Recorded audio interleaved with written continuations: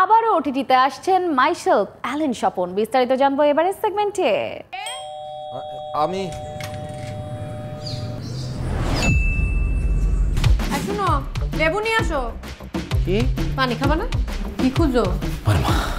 কিসে তোমার কিসের প্যাকেট এটা? অফিস যাবে না? 2023 সালে ওটিটিতে মুক্তি পায় মাইসেলফ অ্যালেন স্বপন সিরিজটি।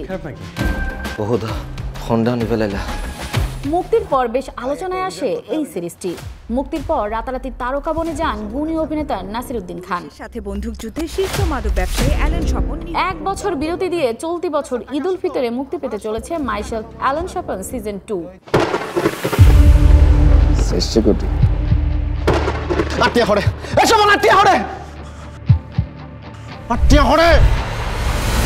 আপনাদের কারণে বাইরে আসতেই হইল আমার। মাইসেলফ শামসুল রহমান স্বপন ওরফে অ্যালেন স্বপন।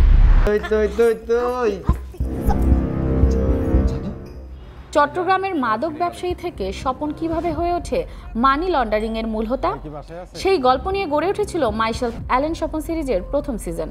নতুন সিজনে বাড়তে পারে স্বপনের কাজের পরিসর, বদলাতে পারে কাজের ধরনও।